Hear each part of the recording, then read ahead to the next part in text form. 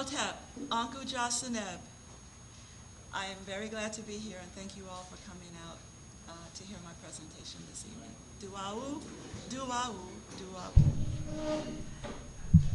Can you hear me? Because I have a mic on.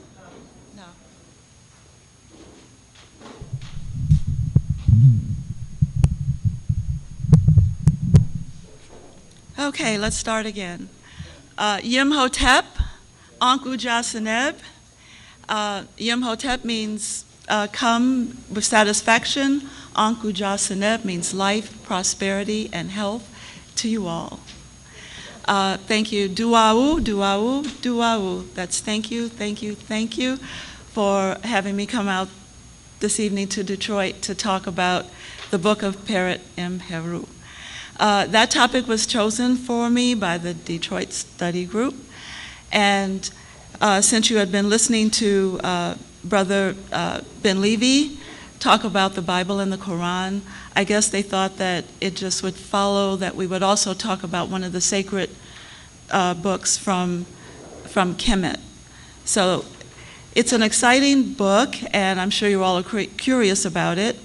So that's my topic for this evening. I have a PowerPoint presentation I'm going to be showing as I talk along, and I actually forgot my to put my PowerPoint presentation on my flash drive, and so the geniuses of technology here fixed it up for me so that it would work.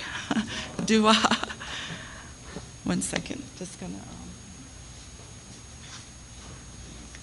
The book that I'm going to be talking about this evening is called The Book of the Dead by Wallace Budge. I said that because many of you have perhaps already read this book, owned this book, tried to get through it in reading it and trying to understand it.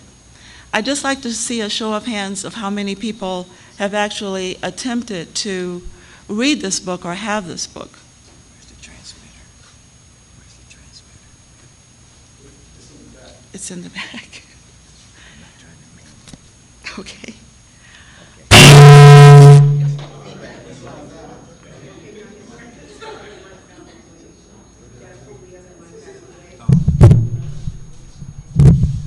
See if it's going. Go ahead.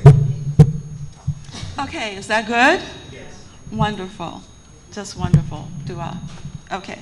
So most of the people in the room have actually either owned a copy of this particular book by Wallace Budge called The Book of the Dead, or have perhaps looked at it in the library and tried to read it and understand it.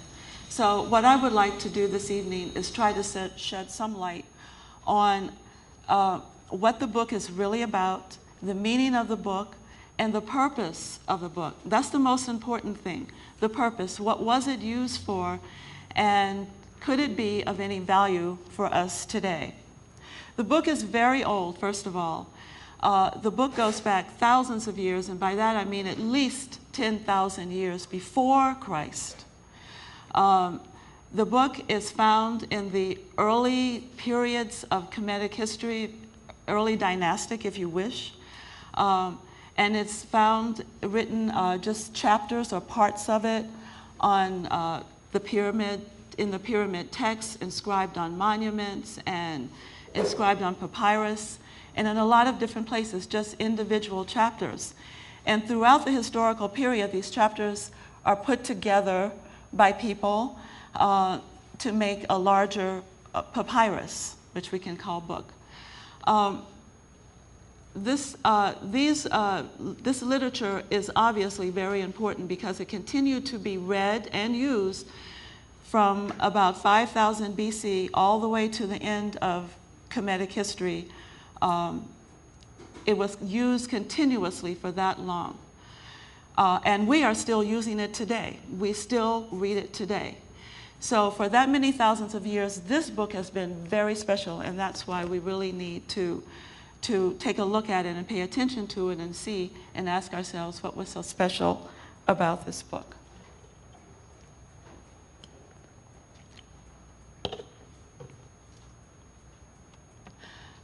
The book is written in Medu Necher, for those of you who may not know that.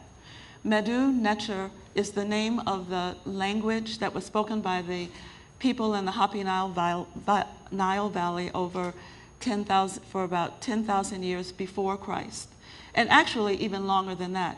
Whenever, when I say a date like 5,000, 10,000, 3,000, no matter what thousand date I say, one of the things that I always have to reflect upon is when I read other people's history, when I read the history of Native Americans, for example, they say their history goes back 26,000 years that they have knowledge of. When I look at the history of the Chinese people, they put their history back 15,000 years.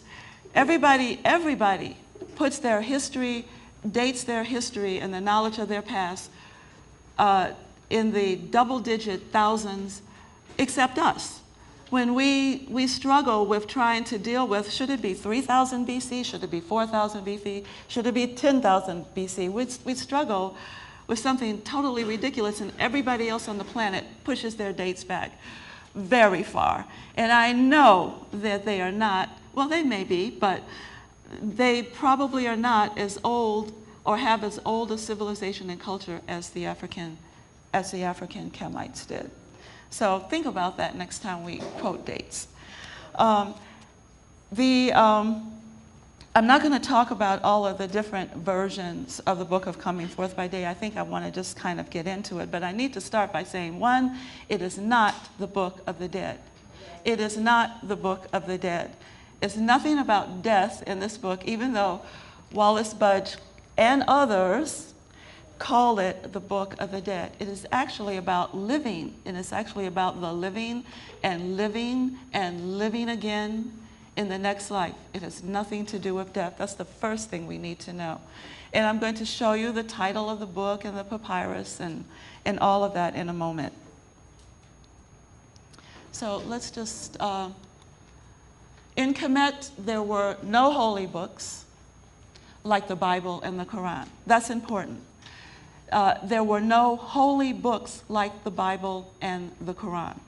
This is not a holy, well, it is not a book like the Bible or the Qur'an. In other words, it's not a book that you should pick up every day and think it's going to teach you how to live a better life. It's not that kind of a book.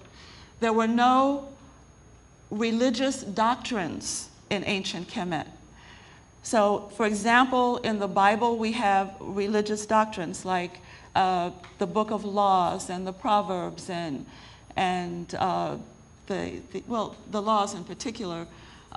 There's nothing like that. This book is not that. This is not a religious doctrine.